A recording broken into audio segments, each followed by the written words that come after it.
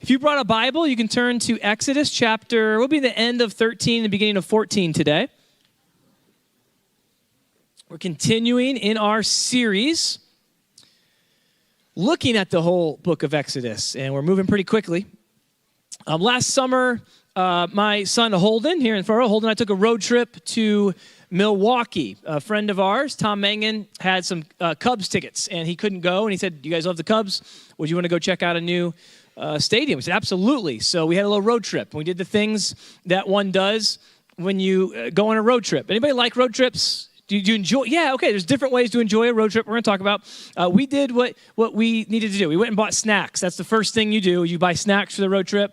I think put together a little playlist, got the podcast, got what are we going to listen to, things like that. And then we head off to Milwaukee. And now, some people, when you take a road trip, you may stop along the way because, yeah, we're going there, but there's some really cool landmarks. There's some places to strategically stop and maybe get food at a beloved restaurant or to see the world's largest ball of twine or just something. There's just things along the way. I think that's crazy. I want to get there as fast as possible. That's to me, the point of a road trip is not the stuff on the way, it's where you're going.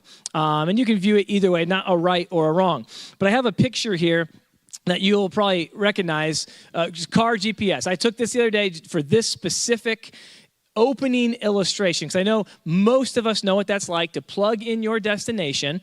I did this at 5:55. This time for this illustration, I just plugged in Wrigley Field, and it would take me 3 hours and 2 minutes to get there. I'd arrive at 7:57. It's 170 miles away. If you are like me, you know that is more than just directions. That's more than just the path where you are going to go. This is a challenge to my very manhood.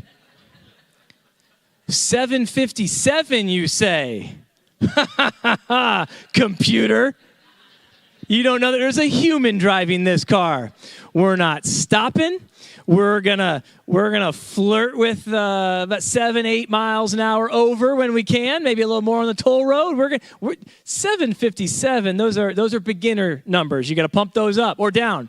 And who's like that? You're going to trim. Yes, it is a contest. And when you see your ETA go backwards, you go, yes. And you floor it a little bit more. That's me. I want to get there fast. We have somewhere to be. We're picking up our story.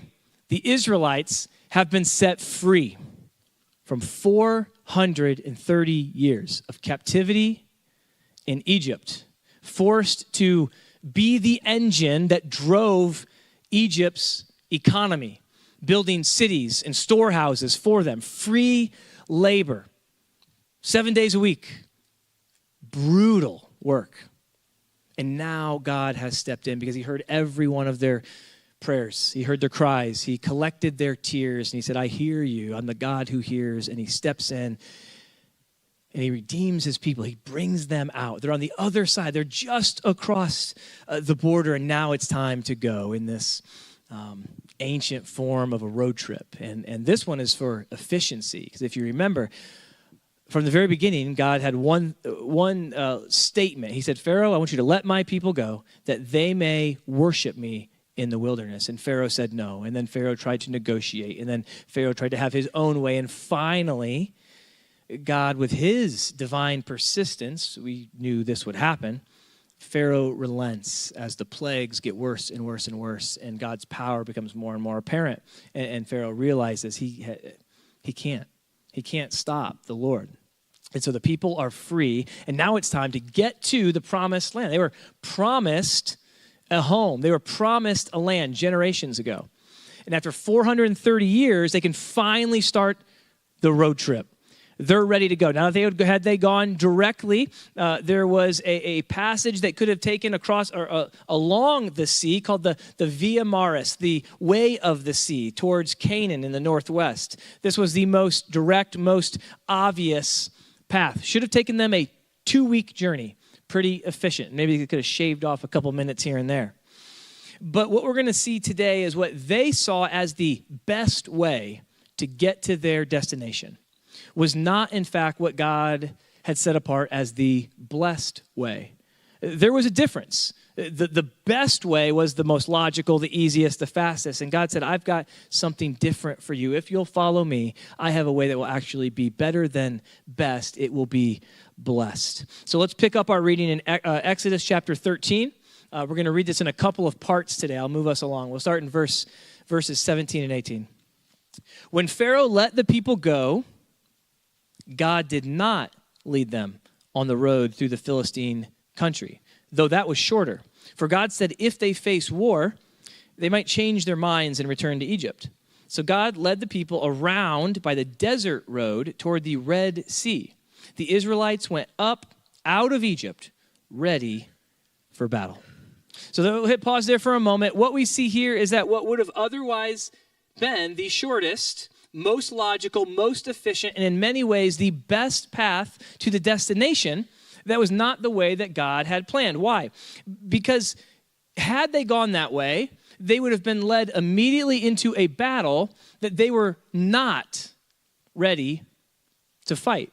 Now, I know it says, if you were listening, you say, hold on, Pastor. They just said, the last part of that passage, the Israelites went up out of Egypt ready for battle. Ready for battle. The literal word that is translated for us, ready for battle, actually means simply in formation for battle. They thought they were ready for battle. They looked like they were ready for battle. They're marching like they're ready for battle. But I promise they were not ready for battle. You don't exist in slavery for 430 years while also maintaining a military force. There was no Israelite military. They weren't training at the end of their long day of making and establishing bricks and doing hard labor, and then they went back into their military training. No, not at all. This was not allowed. This is not part of it. But they did walk out in formation as if they were trying to look the part of being ready for battle. But it's one thing to march as if you are ready for war. It's another thing entirely to march into war.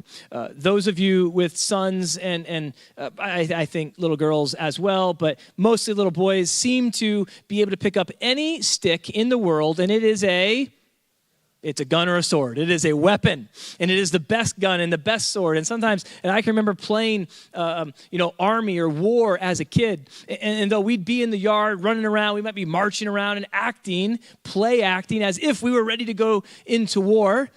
No child is ready to go into war. Those of you who have served our country and actually have wrestled with what that means to leave the comforts of home fully prepared to lay down your life in war. I can't fathom that. And for those of you who have wrestled with those questions and taken that step of service, we commend you and thank you. The Israelites were not there. They're play acting. They think they're ready for war. They are not. Could they have gone to war? Yes. Should they go to war? Absolutely. The answer is no. But while they may have believed themselves ready, God knew otherwise. And this is what happens here is he actually initiates a major inconvenience, and they travel southeast-ish, towards the Red Sea. And we don't actually know, if you have a Bible with maps, they may actually show you a couple different ways. We don't actually know exactly which way they went, but there are some guesses. But it says they did not go the way that would make the most sense. They actually went down towards the Red Sea. And what happens here with this inconvenience is God is actually protecting them from something they couldn't see while positioning them for the growth that they still needed to experience. So first thought today is this: how do you respond to detours? How do you respond to inconvenience when the path in front of you is crystal clear?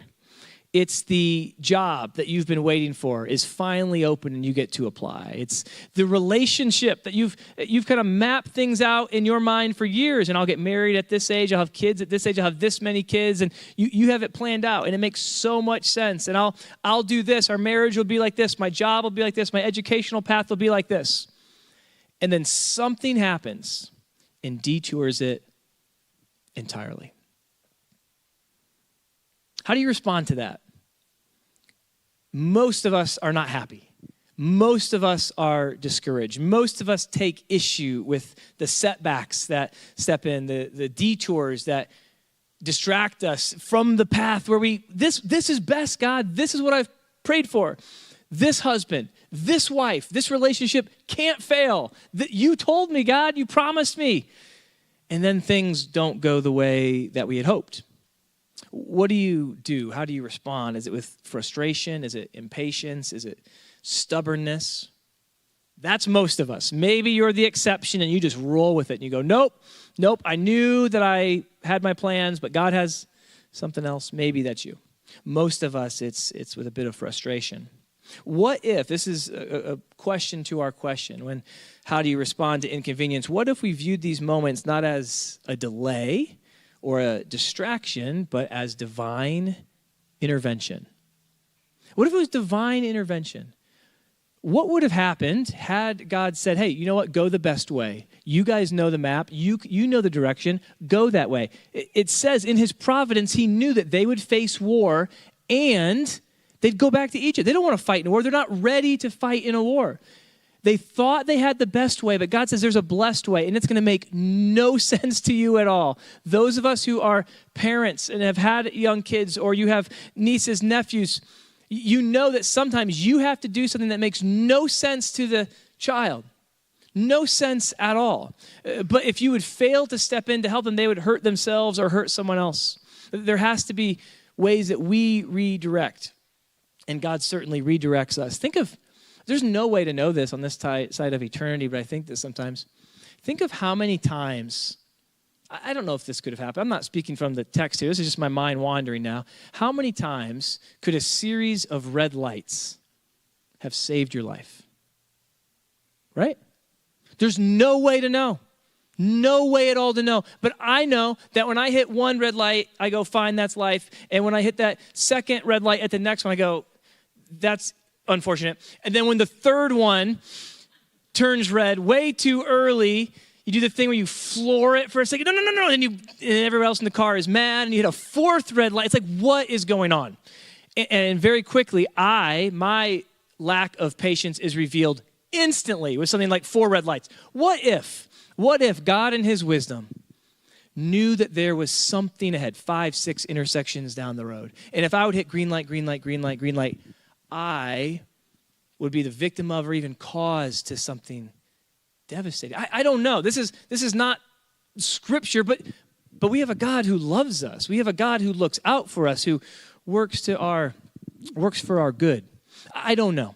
Not just red lights, but any moment in life where we think that the job that you knew you were a lock for and you didn't get the job. The relationship was cruising. We're heading in the right direction, and all of a sudden it's blown up. That's hard. And to think, God, but this is the best way you told me. What if, in fact, there are moments where divine intervention is what we're actually experiencing?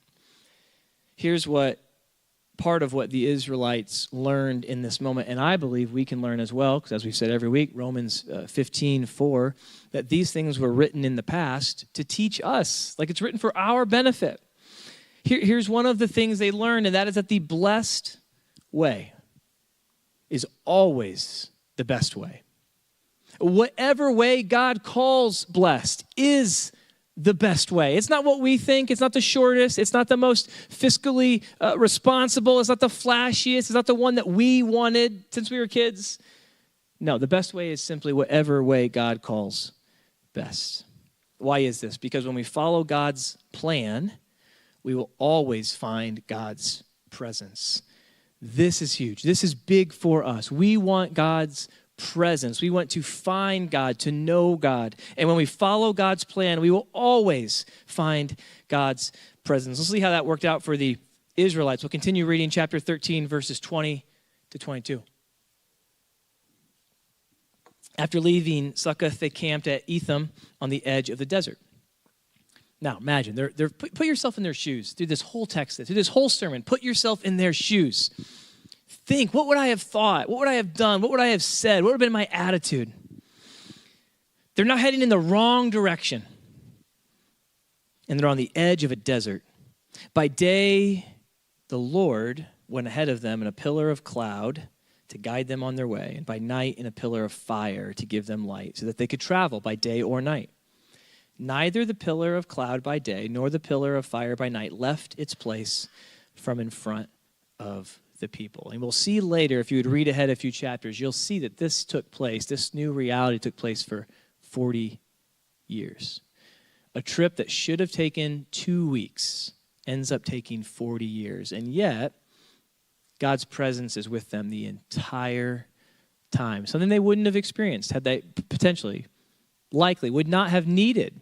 If they would have gone on this beautiful seacoast, the Via Maris, the way by the sea, this established road, would they have gone into the desert where heat can take over, and in the day, without a water source, the heat from the sun could have killed them?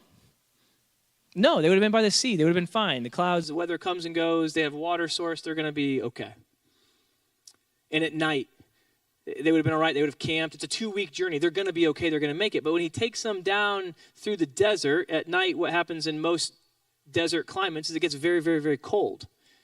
And so not only was he a pillar of cloud by day, which could have shielded them from the sun, which could have otherwise killed them, he became a pillar of fire, providing light. And what does fire do? Everyone at night likes to, especially in Indiana, we get around a campfire. It provides great warmth, keeps them safe. And God provided everything they needed. Would they have been better off had they taken the best way?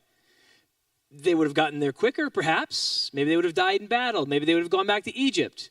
But God had a blessed way, and that blessed way included his presence. Now, even with his presence, we still run into problems. And if you know the story, you know what happens next. They're on their way, and in chapter 14, I'll read verses 1 to 12. Then the Lord said to Moses, "Tell the Israelites to turn back and camp near Pi Hahiroth, between Migdol and the sea. They are to encamp by the sea, directly opposite Baal Zephon. Pharaoh will think the Israelites are wandering around the land in confusion, hemmed in by the desert. And I will harden Pharaoh's heart, and he will pursue them. But I will gain glory for myself through Pharaoh and all his army. And the Egyptians will know that I am the Lord." So the Israelites did this. When the king of Egypt was told that the people had fled, Pharaoh and his officials changed their minds about them and said, "What have we done? We've let the Israelites go. We've lost their services." So he had his chariot made ready, and he took his army with him. He took 600 of the best chariots, along with all the other chariots of Egypt, with officers over all of them. The Lord hardened the heart of Pharaoh, king of Egypt, so that he pursued the Israelites who were marching out boldly. We're going to come back to that. They left boldly. They left with confidence. They actually plundered the Egyptians on the way out. Think heads up, chest out, carrying all this new treasure. We're free. They left boldly. The Egyptians, all Pharaoh's horses and chariots, horsemen and troops, pursued the Israelites, and they overtook them as they camped by the sea near Pi Hahiroth, opposite Baal Zephon.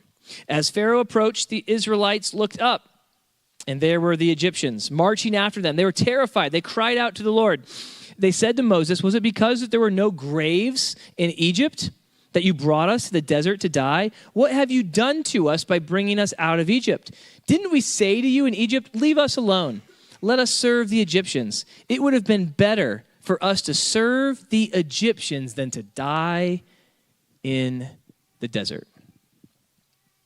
Couple of quick thoughts. First, Pharaoh wants to get back what he lost. He gave up the entire engine that drove their economy, the free labor that allowed them to build cities and store cities so that the people wouldn't have to work and have the Israelites work for them. And he's like, what did we do? So he changes and he comes after them. And this is not unique to the story of Exodus. I believe, again, everything that was written in the past was written to teach us so that we could have encouragement, we could have hope. And this is true for us as well. In Matthew chapter 13, Jesus tells a story about someone planting seeds. And he says that different things happen to the different seeds. And in chapter 13, verse 19, he says, "When anyone hears the message about the kingdom," meaning the kingdom of God, "and does not understand it, the evil one comes and snatches away what was sown in their heart. That's seed sown along the path. That idea of snatching something away. Jesus is describing someone who hears the gospel, who receives the gospel, but because they haven't yet reached a point of maturity, they're still wrestling with the gospel. They've taken a step in a direction, but nothing has completely settled. And before they can allow that seed to grow, what happens? The enemy snatches it up, and the person loses the momentum that had begun. I pray for you frequently. I pray for our church regularly, all throughout the week. Often I'll wake up in the morning. Maybe you've gotten a text message here or there. I'll shoot a text if I'm praying for you, your family. God will just put people on my mind. And sometimes it's very, very specific. Sometimes it's general. God, thank you for our entire community. And I pray for you. I pray for those who are hurting, for those who are sick, for those who are grieving. If you have prayer requests, you don't know this, you can, on our website or in the Church Center app, you can send a prayer request. Please pray for me. I'm having surgery. Please pray for me. I'm going through this. And the prayer team and I will pray for you. But I pray even more for those not who are going through hard times, but for those who have taken great steps of faith. Maybe for those who are going through really good times. Because part of human nature is that following big decisions, we are at a unique risk to be snatched up, tripped up by the enemy. And some of you have known this. You've taken a step of faith. These are things like you know what? You gave your life to Christ finally. After being religious for your entire life, you finally said, I don't want to be religious. I want to know Jesus. I want to know God. And you pray, God, forgive me of my sins. I want to be made new. And in that moment you are. And yet the enemy would love to steal back any territory that we've claimed in the name of Jesus Christ for his kingdom. The enemy would love to trip us up and go, see, temptation's still real and you still fall for it. Problems still exist and you've got plenty. Where's your God now? You're not changed. You're just a day after making that decision. Those of you who've gotten baptized, you might know what it's like. I pray specifically. I don't always know when someone gives their life to Christ. That's something that sometimes is shared with me. Sometimes it's not. But I pray for you generally. But we know when someone gets baptized because we see it.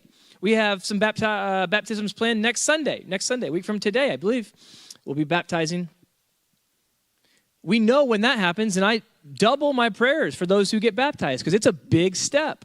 And I know that once you take that step, you're putting a target on your back. You've taken territory for the kingdom, and we have an enemy who would love to snatch that back and go, they're not done yet. I can still trip them up. I can discourage them. I can cut them off at the knees so that any growth that they felt the day before as they got baptized, I can help them forget that and cover them with a spirit of despair. So I pray extra for those who have gotten saved, been baptized, recommitted their lives. We have an enemy, and you need to be aware of that. When you take steps, when you experience growth, be on your guard. Be on your guard lest you fall. That a temptation out of the blue, and it's not out of the blue, it's intended, it's directed, it's intentional to take away the things. Like Pharaoh, the Israelites experience this moment of liberation. And then Pharaoh says, but I'm not done yet. And he comes after him. Now what happens? How does Israel respond to this? This last attempt by Pharaoh to come bring them back. In verse 10 it says they were terrified and they cried out to the Lord. I give them thumbs up for that. Good job, guys. That should be our response. When you are terrified, your first and my first response should be to cry out to God. Good job, guys. But then let's go read the next verse. And then they immediately said to Moses, it would have been better if we just would have served the Egyptians than to die in this desert. Like their tolerance for trouble is so low. Maybe you are like this. Maybe you know someone like this. The day can be going perfect. The morning went well. Work is going good. You got a raise. You got a great job. You got this or that. But when you get home, the weeds are up in the yard or whatever it is. There's a minor inconvenience. It's a flat tire, which happens. And it's, okay, God, where are you at? Thanks a lot. And sometimes our reaction to what should be minor inconveniences reveals that we have a lot of maturing yet to do. This moment, our level of patience has a direct correlation to our level of spiritual maturity. And we see that this group of Israelites who were ready to go to war. Yeah, right? They weren't ready to go to war. They see one bad guy, and they go, just put us back in slavery. No, we'll go. And you can see them backtracking. Just take us back. Yes, we'll serve Pharaoh. They had 430 years of prayers answered. And at the first sign of trouble, they go, not worth it, I'm done. Don't let that be your mentality, church. We're new. We're new creations. The old is gone, the new is here. You've given your life to Jesus, you're new. You've been baptized, then that's the outward side of the newness that God has made on the inside. Do not let a problem, do not let a diagnosis, do not let a bill that you can't pay, do not let bullying, do not let depression eclipse your view of God in your life, because he's so much bigger. And the issue here, this is their issue. It's their focus. It's what are they looking at?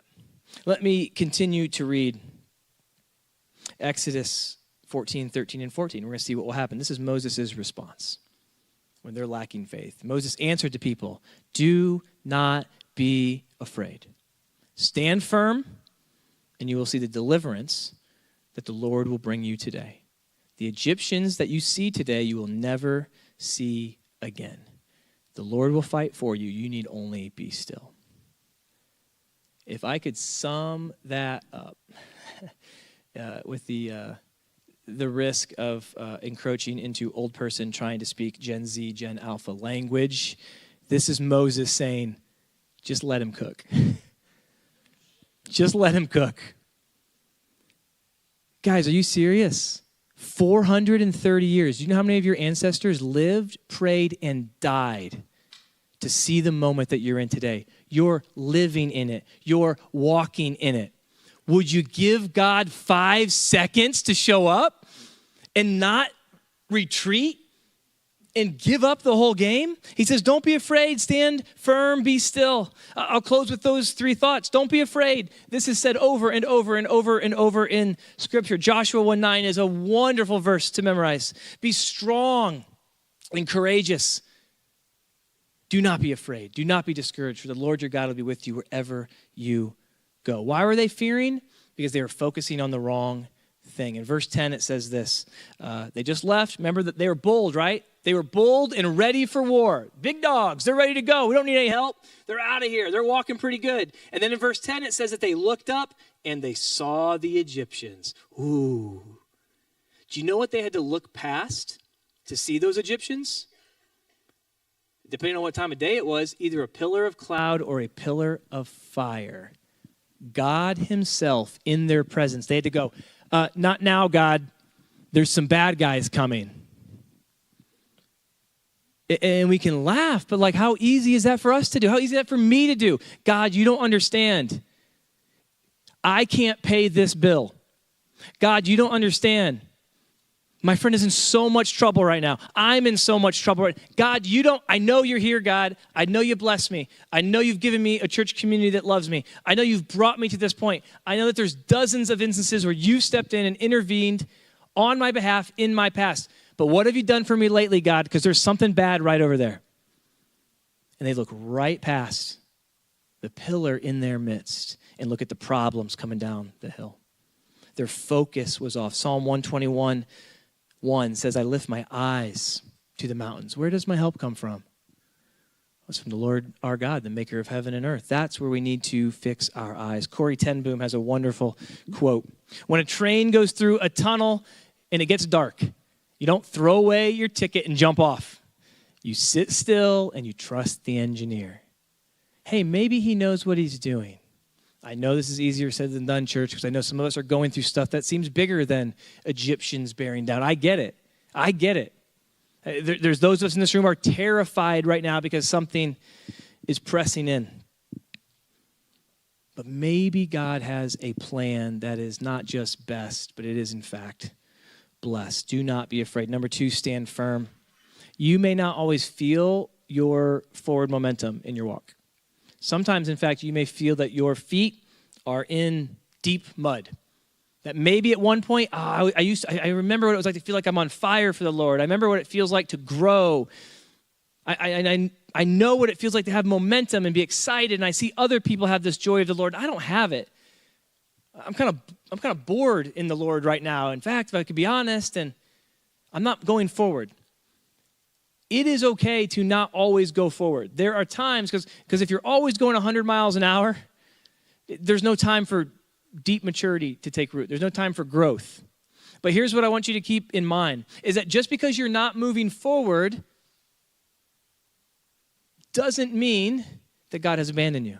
Just because you've been told to stand firm doesn't mean that your story's over. Here's what we need to remember. When you're not going forward, it's important that we don't choose to go backward. And that's the temptation that they were fighting. That's the fear. That's what we face. Well, I should run, I should cry, I should do something. He says, no, just stand firm. I've got you. Just stand firm. I've got you. And what did they want to do? It'd be better for us just to go back with them. The Egyptians weren't that bad. Yeah, I know the promised land is over here, but this is scary now, and I'm scooting. And now they're back, and now they're taking those chains that God broke, and they're putting them on themselves. No, Pharaoh, it's good. We're back. We'll be good slaves. Let me just put these shackles on my own wrist. Let me put these shackles. Okay, are we good? Well, at least now I'm safe in slavery. That's why I believe he says stand firm. Don't be afraid. Stand firm. Don't take an inch back. Galatians 5:1 says the exact same phrase. Stand firm. Then do not let yourselves be burdened again by a yoke of slavery. Christ has set you free. Don't go back. Lastly, be still. Be still. This may be the absolute hardest one, to be still. Especially for us guys. We like to do things. If your wife, girlfriend, friend tells you a problem, great, how can I fix it? It's probably the wrong answer. Just listen. Took me 20 years of marriage, figured that one out, and I'm just now starting to understand it. Sometimes it's okay just to listen and to be still. We don't have to fix, but most of us in our faith, when the problems are there, it's okay. If it's a financial problem, all right, how can I grind? How can I cut out some expenses? How can I increase my income? I can do this. If it's a relational problem, it's okay. How can I change? How can I fix the other person? How can we do this? Sometimes, hey, just be still. I'm working on your behalf. Don't cry, don't run, don't fix, don't work, don't maneuver, don't try to, just be still. Psalm 37:7 says, be still before the Lord and wait patiently for him. Now, being still does not mean that you do nothing, that, I'm not going to read. Pastor said to be still. Don't do anything. Don't pray. Don't read the word. Don't go to church. I'll just sit and wait for God to show up. No. It doesn't mean you do nothing. It does mean that there are moments when there's nothing else other than pray and read the word and worship. That's all you can do. Let God be God. Don't be afraid. Stand firm. Be still. Let's conclude this story and wrap up Exodus 14, 21, and 22, at least this part of the story, I should say. Then Moses stretched out his hand over the sea, and all that night the Lord drove the sea back with a strong east wind, and he turned it into dry land. The waters were divided, and the Israelites went through the sea on dry ground with a wall of water on their right and on their left. Had their back against a wall, the sea, the Red Sea. Where are they going to go? The enemies are bearing down on them. They've contemplated running. Maybe we'll fight. Maybe we'll just give up and go back to Egypt. And God says, don't be afraid. Don't back down. Just be still. And when they listen to this, when they do this, he moves in a way that is the greatest miracle moment outside of the Genesis 1:1, ex nihilo creation, where God steps into the thing he created and says, oh, that huge problem behind you, that the enemy's bearing down. How about I do something that you could not have planned had I given you 100 guesses how I'm going to help you out? They wouldn't have guessed that God's going to split the sea in half.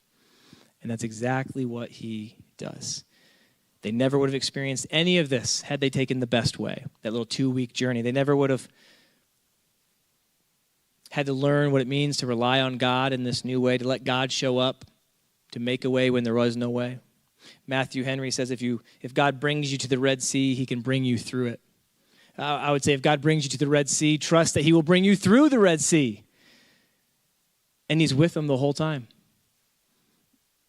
Whatever you're facing today, whatever it is, the enemy bearing down in front of you, the problem, the relationship, the diagnosis, the report, the stress, whatever it is, and there's a brick wall behind you. There's nowhere I can go. It's I'm going to die this way or I'm going to die this way. And it's that moment of despair. I want to encourage you not to despair, but to remember that you have a God who has heard every prayer, has collected every tear, who has heard every groan that you've lifted up to heaven when you couldn't even put together sentences.